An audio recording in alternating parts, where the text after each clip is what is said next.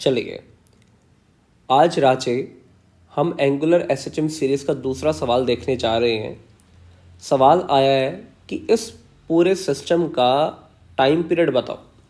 अब बेटे एक चीज़ समझिए, ये जो रॉड मैंने ली है ना, ये बेसिकली मासलेस है और ये जो मास आ गया इसका मास मैं m मान के चल रहा हूँ। अब सवाल आया है कि हमें एंगुलर एसएचएम का टाइम पीरियड निकालना है इस केस के अंदर। देखिए बेटे एक चीज़ समझिए, मैं क्या करता हूँ, लेट अस से इस हिंज के अबाउट ना इस रॉड को रोटेट कर रहा हूँ और ये रॉड रोटेट कर दी एंगल थीटा से। ये मान के चल रहा हूँ जो रोटेशन मैंने दी है ये एंटी क्लॉकवाइज आई है और ये जो बॉल है ये यहाँ से लेकर यहाँ तक पहुँच गई। अब अगर आप थोड़ा ध्यान दो ना, ये जो आपके पास रॉड थी पहले ये कुछ ऐसी थी, उसके बाद शायद ये कुछ ऐसी हो गई है, बहुत ही ज़्यादा छोटी। मैं मान के चलूँगा this theta is very small. और अगर बेटे थीटा बहुत ही ज़्यादा छोटा है, आप सभी जानते हो, देखना जो यहाँ पे आप समझिए इस चीज़ को, जो ये लेंथ मेरे पास निकल के आएगी इट विल बी, देखिए ये लेंथ मेरे पास ए थी और अगर ये एंगल थीटा है, सामने वाला कंपोनेंट ए साइन थीटा आता, but theta is small, sine theta will tend to theta, तो शायद ये लेंथ आपके पास ए थीटा आ जाती और ये लेंथ आपके पास बी थीटा आ जाती। लेकिन आप एक चीज़ समझिए, जो ये वाला स्प्रिंग आया ना, मुझे लगता है ये वाला स्प्रिंग इलोंगेट हुआ है। आई होप आपको एक एक बात समझ आ रही है। और ये जो दूसरा स्प्रिंग आया है शायद ये वाला स्प्रिंग कंप्रेस हुआ है। लेकिन एक बात आपको माननी पड़ेगी, इसके अंदर कंप्रेशन आई होगी ए थीटा, इसके अंदर इलोंगेशन आई होगी ए थीटा। तो आप देखिए ये जो लेफ्ट वाला स्प्रिंग आया ये स्प्रिंग फोर्स लगाएगा ऐसे और राइट वाला भी स्प्रिंग फोर्स लगाएगा लेफ्ट में। और अगर दोनों का लाइन ऑफ एक्शन बनाऊं, ये line of action of force आ गया और ये जो पूरा सिस्टम है ये इस पॉइंट के अबाउट ऑसिलेट करेगा। अब देखिए अगर मैं रीस्टोरिंग टॉर्क लिखूं, देखिए पहला काम था इक्विलिब्रियम पोजीशन निकालना, तो इक्विलिब्रियम में ही था। दूसरा काम था एंगुलर डिस्प्लेसमेंट देना, तीसरा काम है नेट टॉर्क लिखना।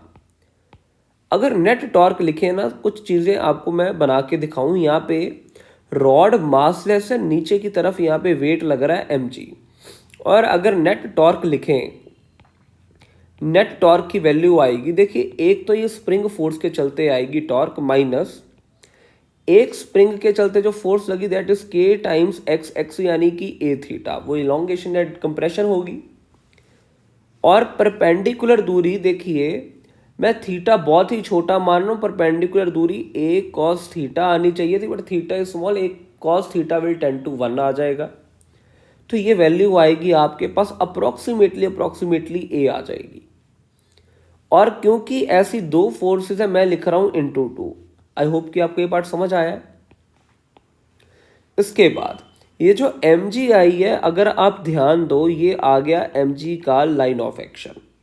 ये mg का अगर लाइन ऑफ एक्शन आया तो ये जो परपेंडिकुलर दूरी आई है शायद इट इज बी थीटा। अब मैंने नेगेटिव क्यों लिखा है ना, आप समझिए, ये जो के एक्स या स्प्रिंग फोर्स के चलते टॉर्क लगी है ये लगी है क्लॉकवाइज, मैंने एंगुलर डिस्प्लेसमेंट दी है एंटी क्लॉकवाइज। और अगर मैं mg का टॉर्क देखूं शायद ये भी क्लॉकवाइज आ रहा है, तो ये भी क्या लिखा जाएगा, नेगेटिव, क्योंकि देखो जो एंगुलर डिस्प्लेसमेंट की डायरेक्शन है उसको मैं पॉजिटिव मानूंगा, उसके अपोजिट डायरेक्शन को मैं नेगेटिव मानूंगा। तो anti clockwise positive, anti positive हो गई तो अंकल नेगेटिव आएंगे। तो यहाँ पे मैं लिख रहा हूँ mg के चलते लगा टॉर्क माइनस mg इनटू, बेटे दूरी क्या आएगी, देखना परपेंडिकुलर दूरी आ गई बी थीटा। अगर मैं यहाँ पे माइनस कॉमन ले लूँ, ये मेरे पास बचेगा 2ka² थीटा, चलो थीटा को भी ना हम कॉमन ले लेते हैं, और बचेगा plus mg into b into theta. अगर राजे आप ध्यान दो, net torque is directly proportional to theta आ गया। तो ये जो केस आया मेरे पास, it is the case of simple harmonic motion. देखिए जैसे force directly proportional to x आती थी, यहाँ पे torque directly proportional to theta आ गई है। और टॉर्क को मैं लिखने जा रहा हूँ आई इंटू एल्फा, और यहाँ पे मेरे पास ये सीधा मैं लिख देता हूँ 2ka² plus m g b divided by I, ये आपके पास थीटा आ गया। अब जल्दी जल्दी सोच के बताओ आई कितना आना चाहिए। देखो यही ये वही स्टेप है जहाँ पे आपके साथ मोए मोए होगा, आपके नंबर यहीं पे उड़ेंगे अगर आपने आई गलत लिख दिया। सारा कुछ ठीक करते हो, चीज़ें समझ के करोगे, कभी गलत नहीं होंगी। आई क्या लिखा जाएगा, देखो ये रॉड तो राजे मासलेस है, इसका तो मास है नहीं, सारा का सारा मास इस बॉब का आएगा। और ये बॉब शायद एल दूरी के ऊपर आ रहा है, मैंने बोला था ऊपर, याद करो कि साइज बहुत ही छोटा है। तो इवेंचुअली मास एम एल दूरी पे आ गया, मूवमेंट ऑफ इनर्शिया ना एम एल का स्क्वायर आएगा।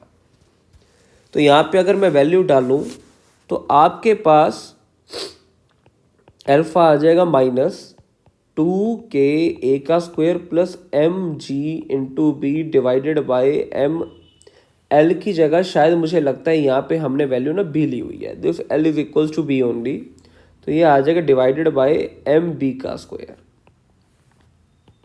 आई hope it is clear. Into theta. अगर बेटे टाइम पीरियड निकाल लूँ तो अब टाइम पीरियड की वैल्यू आप देखो ना, देखो ये जो आपके पास चीज़ आई है it is equals to omega का स्क्वायर, और अगर टाइम पीरियड निकाला जाए टाइम पीरियड आएगा 2 pi under root m b का square divided by 2k a का square plus m g into b. I hope ये क्वेश्चन आपको समझ आया होगा। बेटे अगला क्वेश्चन जो मैं आपको देने जा रहा हूँ ना, यहीं पे इसी केस के अंदर हम सॉल्व करेंगे। अगला लेक्चर उसी के ऊपर बेस्ड रहेगा। वो टॉपिक क्या है, एग्जाम्पल क्या है, मान लीजिए हमारे पास यहाँ पे ये जो रॉड दी है, ये रॉड ऐसे आ गई और एक स्प्रिंग मैंने लगा दी है जस्ट ऊपर की तरफ और एक स्प्रिंग मैंने लगाया जस्ट नीचे की तरफ, और राजे इसको मैंने हिंज कर दिया है इसके मिडल पॉइंट में। रॉड का मास m है, लेंथ l है, स्प्रिंग कांस्टेंट k आ गया, इसका मुझे टाइम पीरियड निकालना है। आई होप आपको क्वेश्चन समझ आ गया होगा। देखिए अगर आपको ये लेक्चर, ये वीडियो समझ आई है तो प्लीज़ हमें कमेंट सेक्शन में ज़रूर बताएं। कोई भी ऐसा टॉपिक जो आपको वीक लगे प्लीज़ हमें बताइए, हम उसको जल्द से जल्द सॉल्व करें। Thank you.